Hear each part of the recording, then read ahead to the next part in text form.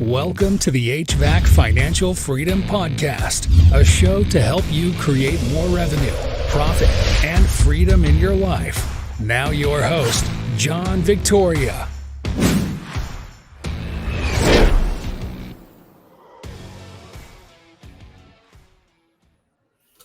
Hello and welcome everyone to the HVAC Financial Freedom Podcast. If you've been following along on social media as we're doing these live, this is the third podcast we've done this week.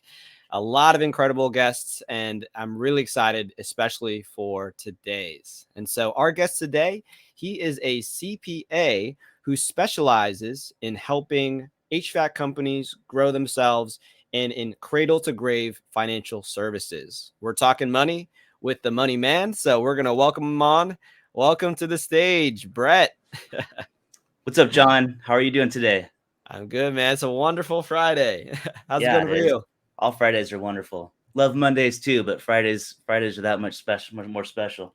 Yes, sir. And I think this weekend's a special one for a lot of folks. We got Memorial Day weekend. So it's for some folks, sometimes not the business owners, but for some folks, we got a 3-day weekend on our hands. Vacations seem to never strike at the right time, but when you have the opportunity, you should definitely enjoy the moment. Yes, sir. So just to kick it off, for anyone who's not familiar with you, would love to just give a quick background on who you are and the things you do and how you got to where you are now. Yeah, I mean, that's probably a crazy answer. Definitely up and down roller coaster. Ultimately, the end result is high velocity accounting with my wife, Brett Neal. Together, we are CPAs that specialize in HVAC, primarily accounting.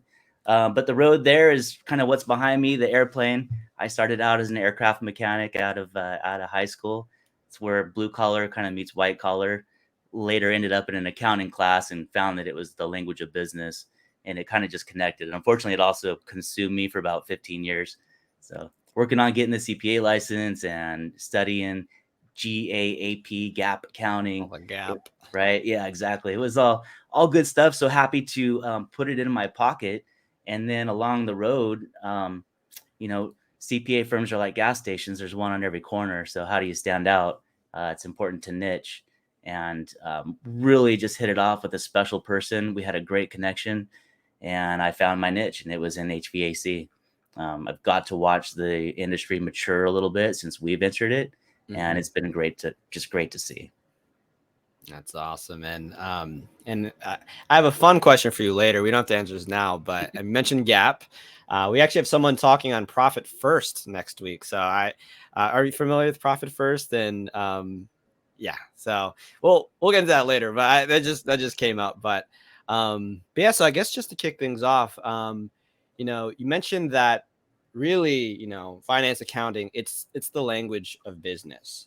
And at least from what I found, a lot of the folks who get into the HVAC or even the home service space is that they don't start off with understanding all of, the different business concepts. They get in because they have the skill. It's really valuable. They want to be their own boss and, hey, let's see if we can make it work. And so they don't necessarily have a lot of those different hats, one of them being finance. And so I was wondering if you could just talk initially about, some of those initial challenges someone might have or be experiencing when it comes to, putting on that finance hat or understanding their numbers. Like, what does that look like from what you've seen? Yeah, putting on the finance hat, right? And that's ultimately the end result is wanting to understand the numbers. Unfortunately, the numbers can be kind of crazy. I kind of like to start out, even accountants themselves are not necessarily good business people, because just also as a tech in the truck, someone who is kind of entering the world of accounting is maybe seeing the process, but not necessarily understanding the outcome, and really getting your head around that big picture where you're heading. Accounting really helps tell the story. Unfortunately, it is its own language, and I don't want to say it's complicated. Chat GPT just passed the CPA exam, so I can retire. Right. But it's tedious. And what I like to tell guys that are getting out of the truck is accounting is tedious. Number one. Number two, don't become an accountant, right? Don't get out of the truck just to become an accountant. I'm going to learn QuickBooks and I'm going to figure out this. Spare yourself that, get to the point where you want to know the numbers. And then that's where the struggle is. It's like, okay, I understand that I need to have a balance sheet and a profit and loss statement. And it's not even just, then it's like, if you were to reverse engineer that, okay, how do those numbers get into those right spots? What spots should those numbers be in? How do those numbers get into it? How long is that going to take? And just what does that look like as a process? And then how often are we spitting these numbers out and reading them? And do I know they're right? Is there anyone verifying them? So, I like to play around and be creative. Anytime I start doing something in Photoshop, it starts out looking nice. And after about an hour, it looks bad. I've messed it up entirely. So I know it's each to their own and experiences, but spare yourself some of the struggles, right? If you're trying to grow a company, get someone in there that can just help you get those numbers right. Love that. And maybe there's a follow-up question, like what is that baseline? Because back from my time, back in the Navy, it told us inspect what you expect. And so I'm trying to, I guess I'm maybe trying to clarify for everyone, like what is that baseline? It sounds like a key piece is definitely partnering with someone who has the deep expertise to do this. But for an owner, like what is that baseline for them to, is it to just know the terms, or is it to like really be able to understand like, oh, these are the, what the number should be? Like what's that baseline someone should be at? Gosh, I mean, great baseline. And this is what we do too, is really just print out that first profit and loss statement, and may as well print out your balance sheet too. We like to say that the bodies are in the balance sheet, kind of the details are hidden in the balance sheet. But pull out your first profit and loss statement, and I would say get to know it, mark it almost like on a board, and start printing one every week if you're filling in your data, and look at it week to week. Month to month probably is going to be more reasonable for most people in the beginning. Yes. And compare, right? A profit and loss statement can tell a story in a singular month, over a quarter, over a year. But what really is helpful is to look at it month to month, quarter over quarter, maybe over a budget, so that you can see where you're heading. And, like you said, start measuring it. Yeah. I love that. And that can be intimidating, right? If someone's not a numbers person, like getting into that. But as you said, it's like so important just to, see where your company is going. And also, like, if you want to project in the future, hey, you want to make certain investments, you want to grow here or there. If you don't understand your numbers, then, that puts you in a tough spot. And so maybe it's because you talked about the partnership with, working with someone who, is really good at the numbers. What are some of the things that you'd recommend someone look for in that individual? And someone they would partner with? Yeah. So let's say they wanted to bring in a numbers person, whether it's external, internal, like how do we find the right person? Right. Cause you are trusting them in a way. It's like faith. Like, I don't know this thing, but I need help. I need a partner. And so what are some of the things that you'd recommend people look for when it comes to that? I mean, just like trusting someone with, someone on my roof, right. Or someone in my attic and telling me that they've done the job or installation correctly. I'm also trusting home service professionals. I mean, there's a lot of ways, just because CPA is behind my name doesn't necessarily breed confidence. There's a lot of accountants and CPAs out there. Industry and understanding the niche is a great start. But it depends on where you're looking. If you're going in-house and you kind of want that control and oversight, then I think you're just looking for stability. You're looking for good character, right? The same things that you would want in your culture. Yes. Externally, gosh, I mean, you have the world in front of you at your fingertips. I would definitely talk and share with different. I know there's, there's very similar accounting firms out there that do what we do, kind of the cradle to grave, collect data, prepare a presentation, go over it with the owner on a quarterly, monthly basis, and talk about future outcomes. I always said this about lawyers or even other CPAs. I love interviewing other CPAs. Is it something you can mesh well? Know, like, and trust. I mean, start with just the basics. We all kind of have to trust that yes, what someone said they can deliver on a little bit, right? If someone tells me they can install a complete system on top of my roof, I have to trust that they can do it. I can look at other reviews and things like that. But at some point, there's going to be a certain level of trust. And then what don't do, what is that? What book is that? I shouldn't go that route, but is don't abdicate. It'll come to me, right? Yeah. So don't just say, hey, my accountant has that. My accountant takes care of that. Definitely get in there, ask questions. oh, why did you put this expense in that category? Oh, okay, that makes sense to me now. Right? Why did the profit and loss statement get broken down this way? And to back that up, niche accounting, industry accounting is, if I provided you with a GAAP profit and loss statement, that would pretty much be useless. Right? So what we want is a financial statement that gives us the story, that breaks down gross margin, profit margin, top 5. If you're a Nexstar network person, then something like that, right? Your automobile expense, your overhead, things like that. Love that. And I've heard that was the book you were referencing, The Roadless Stupid, by chance? No, but I'm gonna write that one down. That sounds good. No, it's the it'll come to me. It's all right. Yeah, well, for the book, so The Road Less Stupid, Keith Cunningham, amazing book, amazing training for CEOs. And one of the things he mentions in there is about delegate, but don't abdicate, right? Abdicate is like, throw my hands up, whatever, like you got it, and just having blind faith. Right. And I think that can be dangerous, because if you don't know what's going on with your books, and there are some less than great characters in your business, like you're just that can be bad. And so super great book, highly recommend for anyone who wants to check it out. But I think that's a big takeaway. Don't abdicate your responsibility. At the end, it's still your business. Yeah, well, I mean, I hear so many stories there. I don't want to put a name to anything, but anyone who has access to money should be watched, basically. Right. And it's human nature. A dollar bill is easier to pick up, obviously than to take a vehicle off the property. But without controls in place, you won't know that those things are happening. And yes, everything comes with a cost. Is it worth that cost to control it? Is so much going out the door that we need to really look at that? I mean, you're going to know that as you grow, right? I mean, we talk about that with inventory a lot. I mean, we're really going to try to look for loss on inventory in smaller companies that could cost a fortune. But can we look for loss where checks just didn't make it to the bank? If House Call Pro says that, the money was received, but within a week it hasn't showed up in the bank register, it would be nice to have your accountant tell you that. Yeah, there was we had another guest on, and crazy story. One of the technicians, they created their own like Stripe account, and so the CRM shows, hey, we invoiced this, but then they were accepting the payments on their own personal account. Like the only thing different was like the checking number.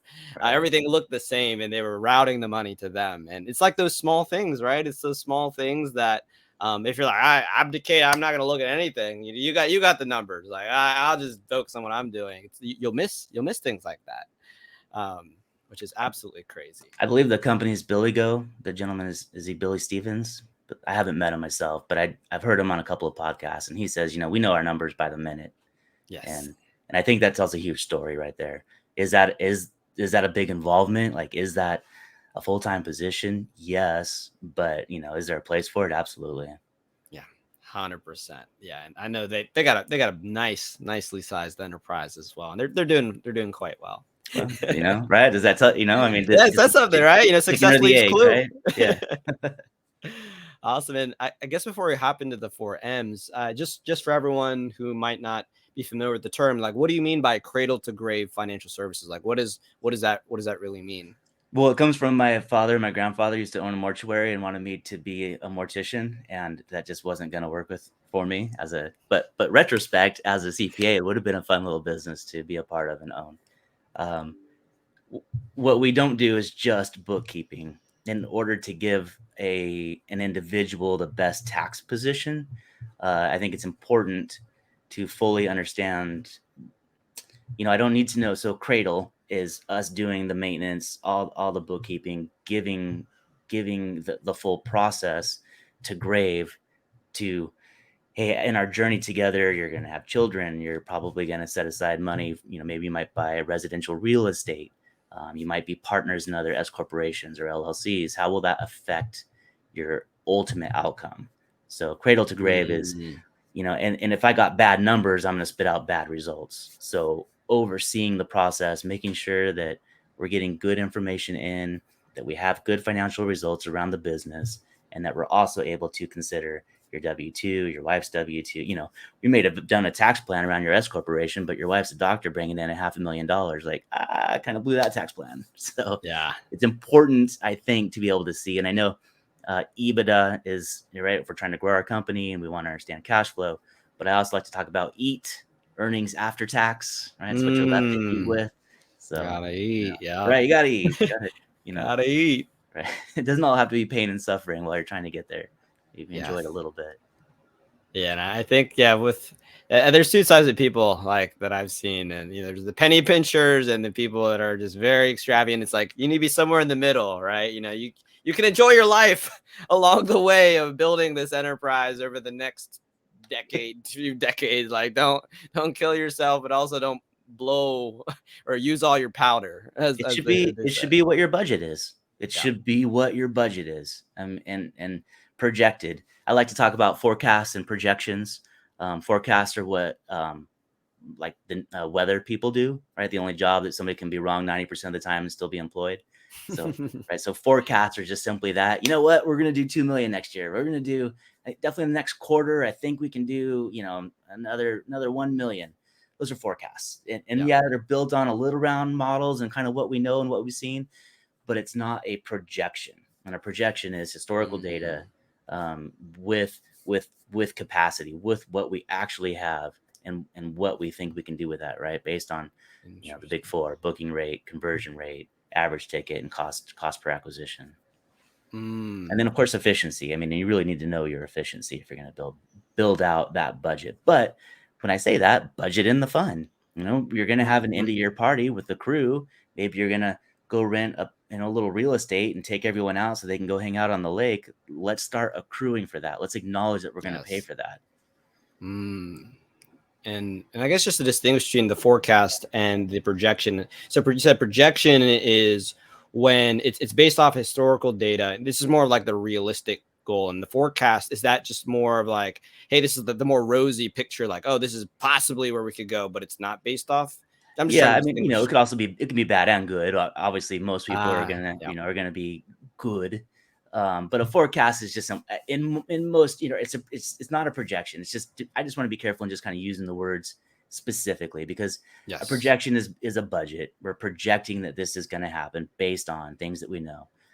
Forecast for the year, or you can even forecast a month. Obviously, your forecast might be a little bit more correct. Yeah. You forecast out for a year, your chances of actually hitting those numbers specifically are going to be a little off. And then what is it? Just what is it based on? Right. It's hard to predict the weather 3 months out. Really, we know it's going to be warmer, but we don't know. I mean, so many years, year after year, the budget itself just gets blown up in the first quarter for HVAC companies, right? Like we just know January, February, March is going to be something. Let's put some numbers in there, and then it's hit and miss. But once you start to hit your capacity, you really start to see the numbers fall into place. Gotcha. That's the beauty. I see. But both have a place, you're saying. It's like you'd use both in terms of your planning, or you're just saying just use the projection? Well, no, so I think you're right, saying both a little bit, but the projection is really what's going to happen. It's okay. The forecast is, like, how are we going to get there? Big picture, kind of like how are we going to get there? How many techs do we need? But a projection is going to be built around that actual numbers and efficiency. It's the budget. The projection is the budget. Got it. Okay. Perfect. Your forecast might be a little bit around market cap, right? Like, we can probably do, if we're 8% market cap, we can do 25 million. We would have to do X many homes. That's kind of a forecast. Are we going to be able to get there? Sure. All right. It's just loosely defined.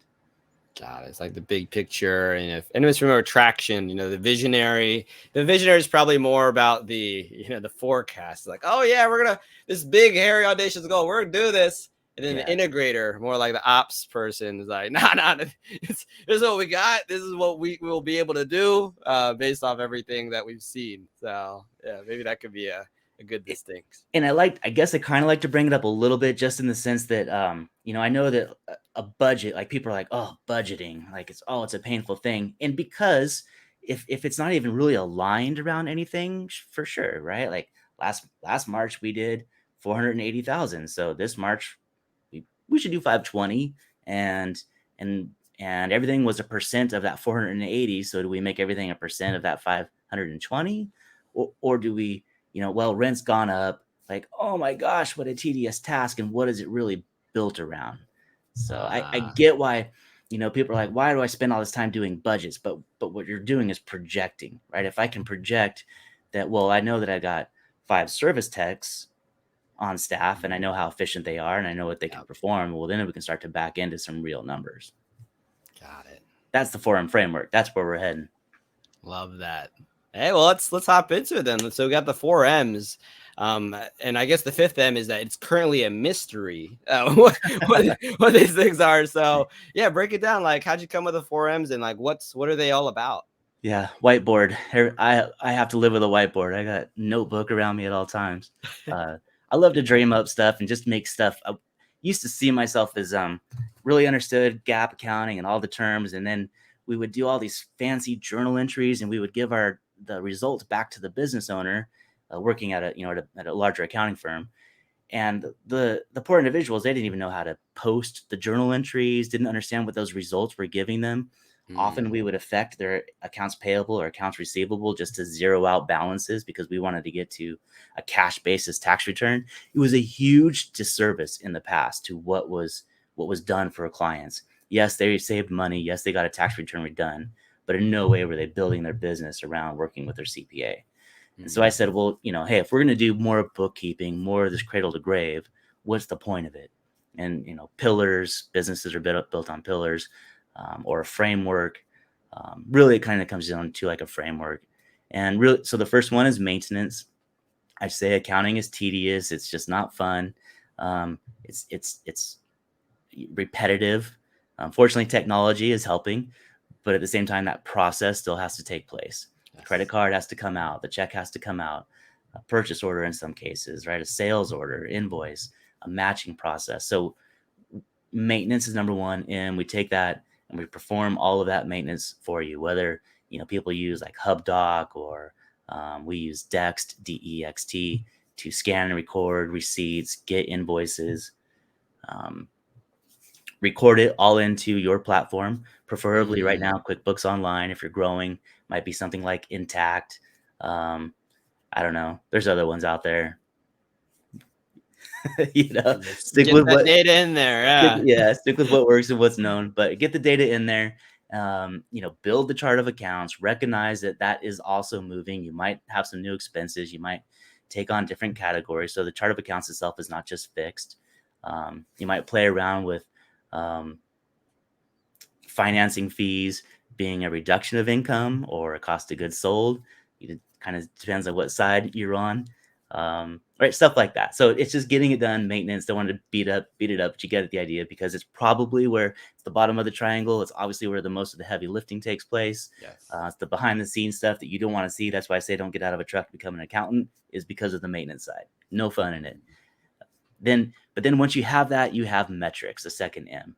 Metrics is financial statements, KPIs, key performance indicators, and just gross margin metrics, right? The percentage in the profit and loss statement. So what we like to do is just print a profit and loss statement for the month, look at it as a percentage of income. So each line item is a percentage of income. That's how we're going to get to cost of goods sold. That's where we're going to see our vehicle costs, direct labor, materials, equipment, right? That way we're measuring it to how well we did that month. There's going to be some variances. You might have had 5 payrolls in that pay period. You might have, your vendor might have kind of stacked your warehouse with a few extra units. So depending on how you're going to do inventory can distort stuff back to maintenance, right? But again, metrics is the picture. Now you got financial statements, you have KPIs to work around, and then you have metrics. That begins to build consistency, kind of like how we opened the show, John. What's the baseline? Well, the baseline has got to be one financial statement at some point. And then, right. And then Please. start, right? And, when the days go by, no matter what, I don't know, Tommy Mello, what's he say? Underestimate what you can do in a year, overestimate what you can do in a year. Right. Yeah. So let the days go by. Don't, it's not going to all happen at once. 1 month, 2 months, 3 months, a quarter. Now you're seeing 6 months. I mean, gosh, wait till you get 2 years of data in there. Like, oh my gosh, this is actually working. I'm starting to see a consistency here, which gives you then that opportunity to be a manager. Once you have good maintenance, the numbers are secure, then you have metrics. financial statements to look at, KPIs, you're able to become a manager of the business. You can sit with a crew, your board, your staff, your partner, and say, hey, is what we introduced this quarter, was it working? Right? Did our marketing hit? Was our efficiency better? Was our new guy John as awesome as he says he was? You have that ability to compare your notes and make a change. Stay the process, less of it, more of it, and be the manager.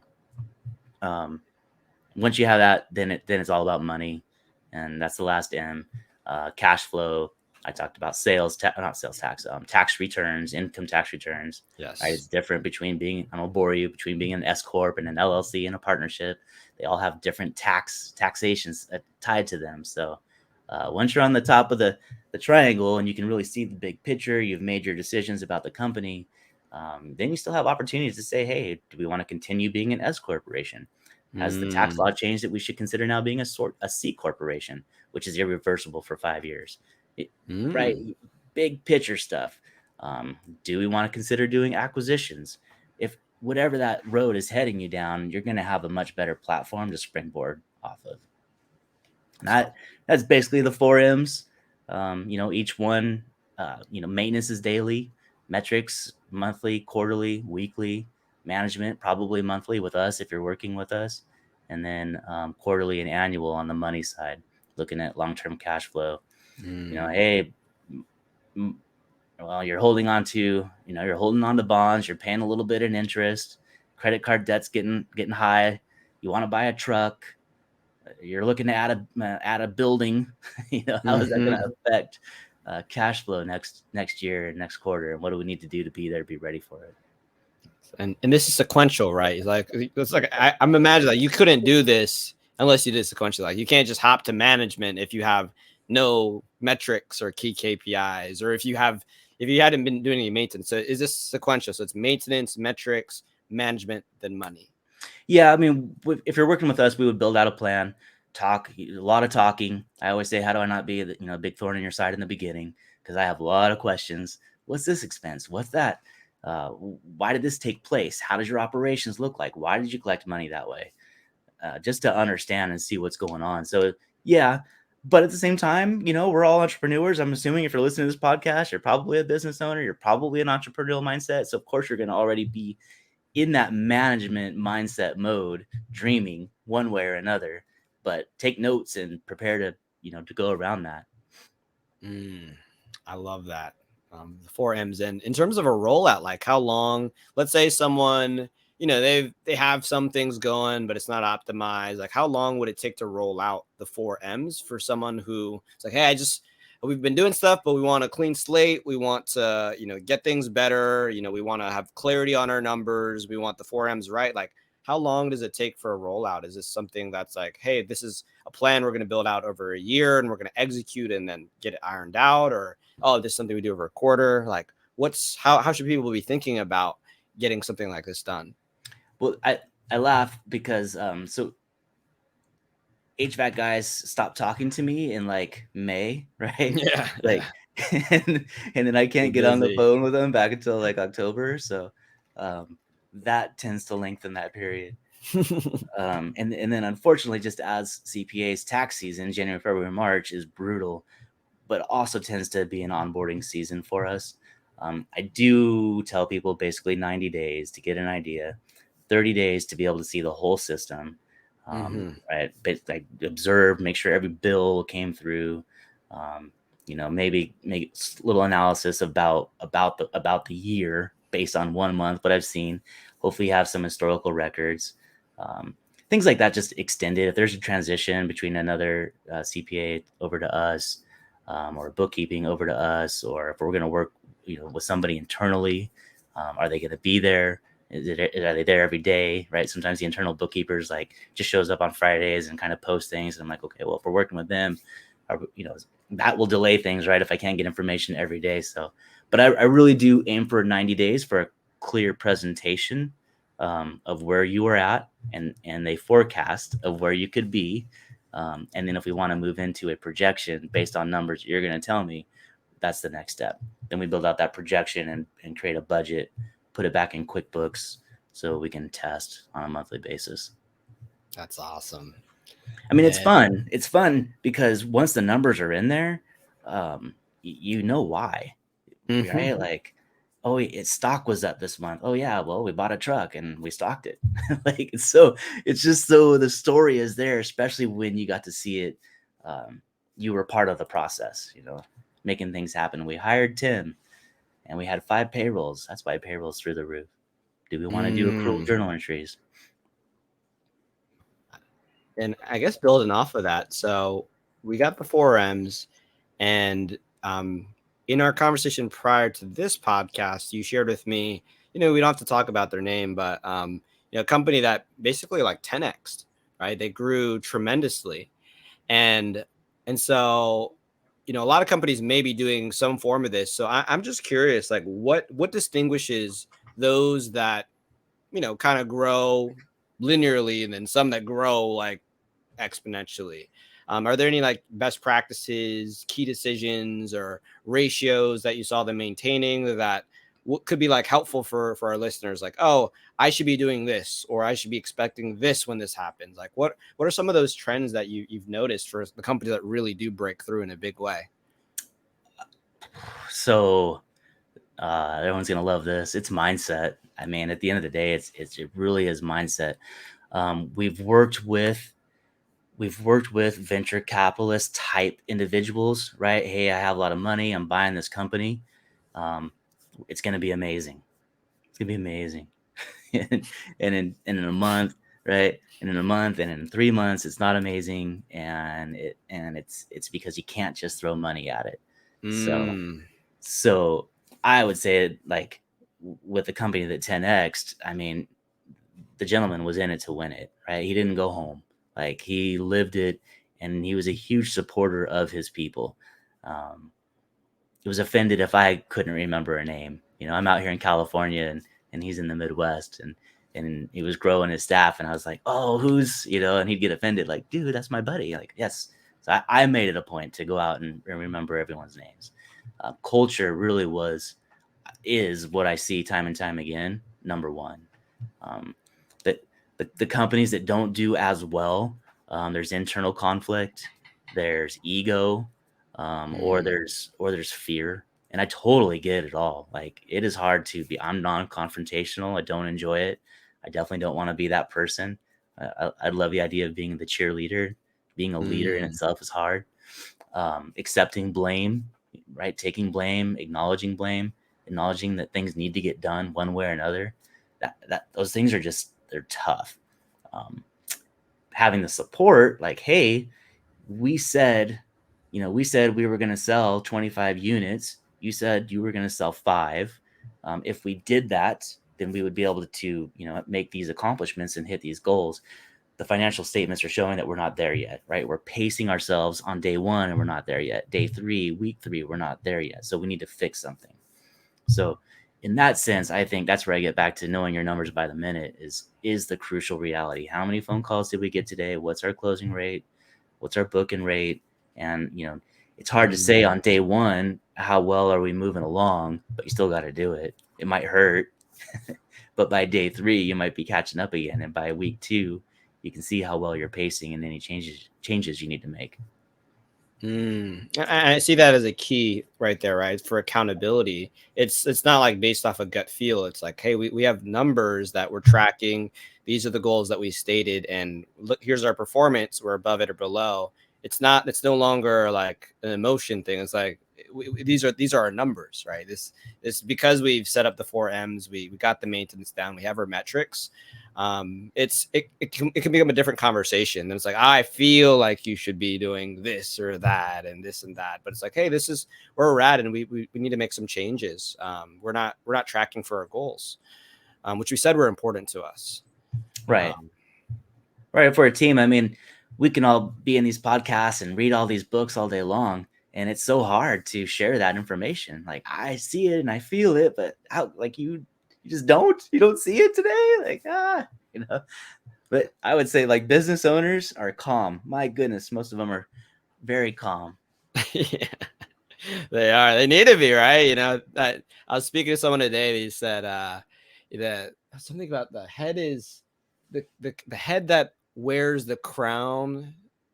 Oh man, I forgot the quote, but basically it's like the person who's wearing the person who's a leader, like there's a lot on their back. There's a big burden on them.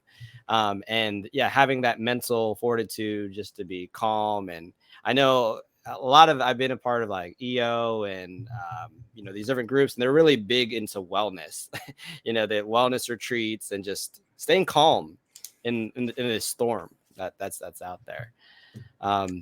I'm a pretty excitable person. It's tough sometimes. Right. Like action. I want to see it now. Like, let's go. So I'm the worst. If there were 10 rules, boy, they'd have to be right there for me every morning to read. Like, yes. The way to keep me focused. Is there any advice you'd give? Because it seems like culture was that ingredient, culture / mindset. What would you advise someone who they need to reverse their culture? Like it's like not good right now. Like the things you mentioned, the conflicts, the ego, and they're like, oh, it's here. How would you recommend like making that shift to move towards a more positive culture and a more positive outcome? So it seems like that's like one of the key ingredients. That's an amazing question, John. I have absolutely no EI, emotional intelligence. It's somewhat typical of accountants, just a little coarse at times. And I struggle. I try to use empathy. I read books just to be a better person, to learn to listen. And I still am horrible at it. And I even have 2 little kids that help me to want to empathize and understand where they're coming from.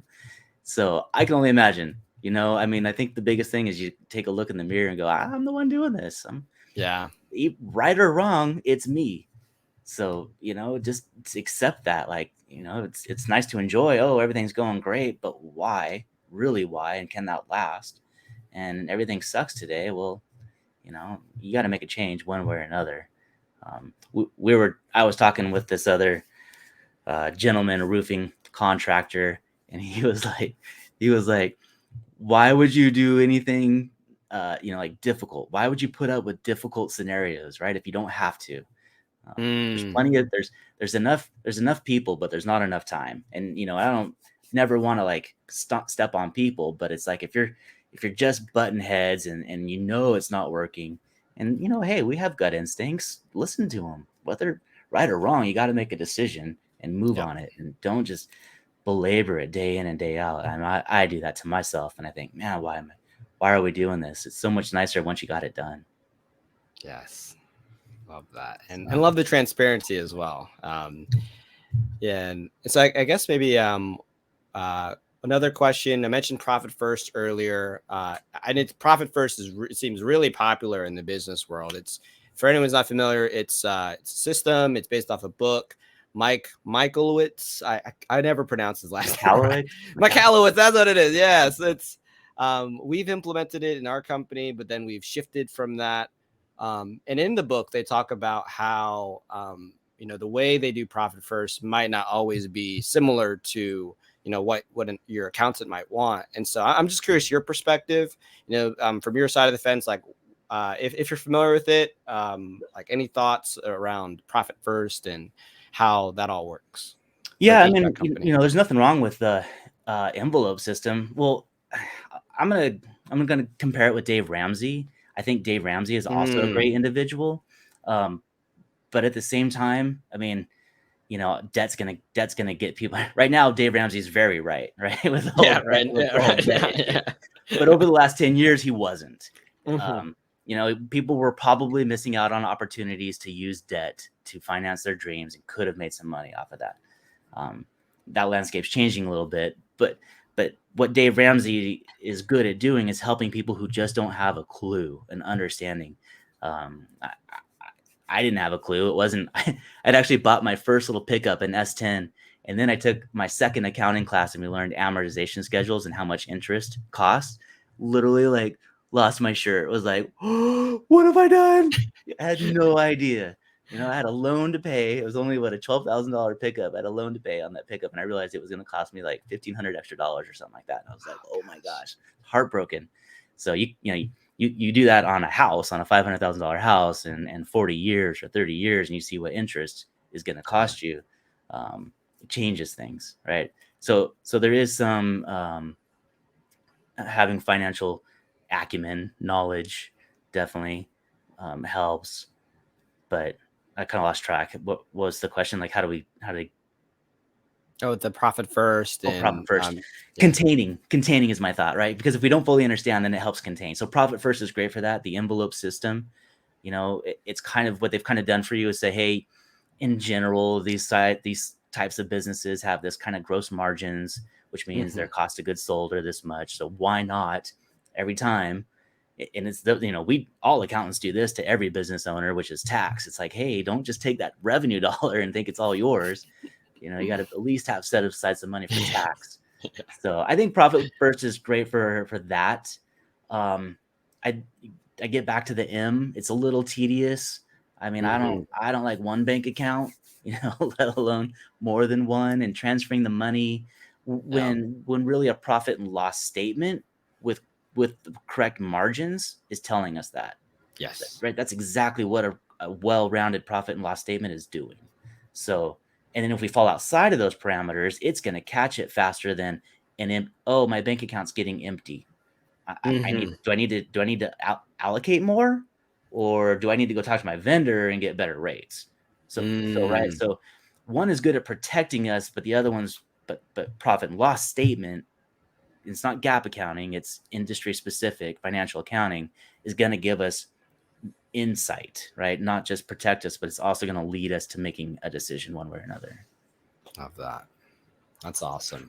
But yeah. I think both, I think everything is great out there. I mean, I read Profit and Profit Loss. What is it called? Profit First. I cried in the beginning. I was like, oh my gosh, this is horrible. And his daughter gave him money. Like, that's, so it was inspiring. Yeah, 100%. Time and place for us as well. Like we'd started off with it was great, but then our needs changed, and so we had to shift to something else. But it's really great, especially if someone has zero system. It's good to have some system, especially if you like spending, right? With this consumer culture, and most Americans and a lot of people in the world paycheck to paycheck, this can protect the guardrails. But maybe as for business owners, maybe you're a bit more savvy and you might need something a bit different than that. So, but cool. So I think we're even close to the end of the podcast. So any last takeaways you wanted to make sure to share with everyone? Any action items you wanted to give everyone for the day? Well, what's HVAC financial freedom? Like, what's been your main, what is financial freedom? What is HVAC financial freedom for you, John?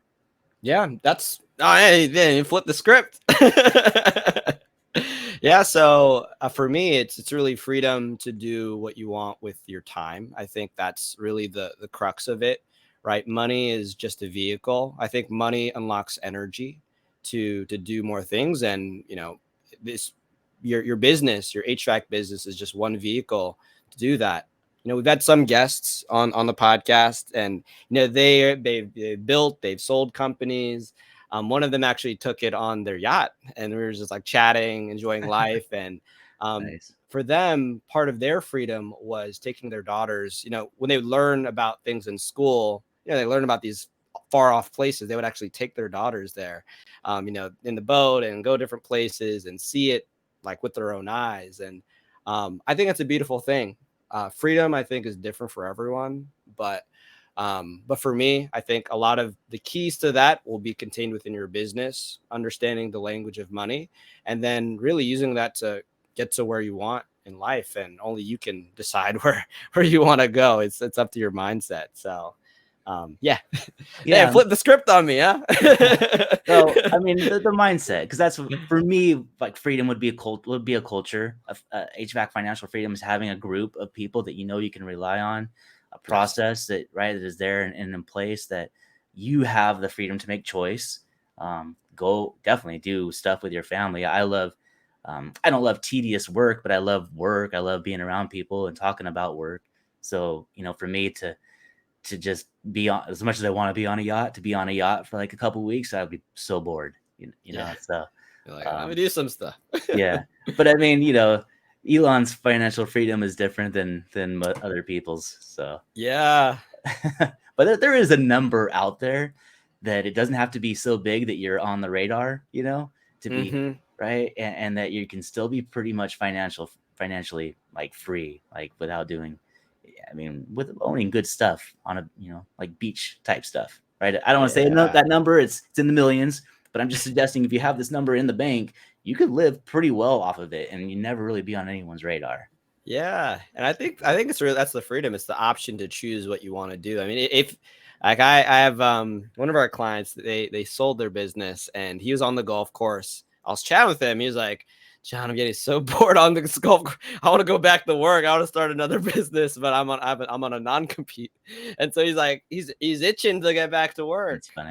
But then some people, it's like they want to donate their time to a cause that's really important to them, maybe involved with a nonprofit. So, but it's just like the option to choose. I think that freedom is like what we all want at the end of the day, like to choose, not to have to do things because we have to do them.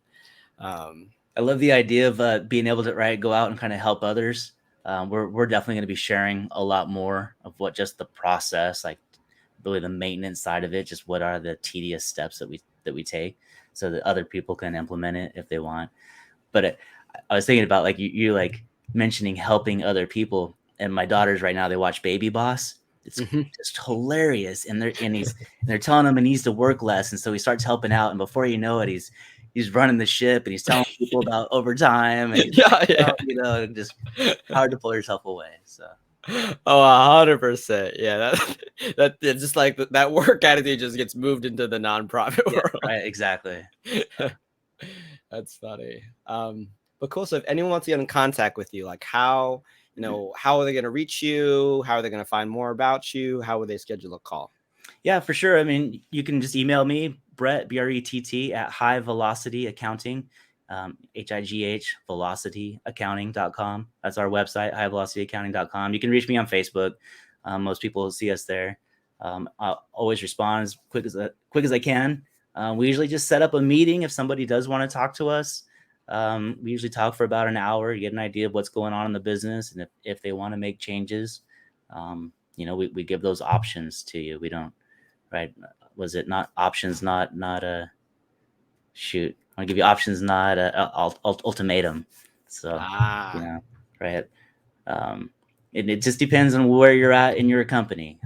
We can give you some feedback, talk about taxes, talk about cradle to grave, and just have the conversation. But we love HVAC, plumbing, electrical, home services, getting into roofing a little bit. But at the end of the day, HVAC is probably a little bit the most complex, moving most items, seeing the seasonality and that kind of stuff. But either way, we love the conversation. I love small business. I love seeing all these guys succeed, and ladies, men and women.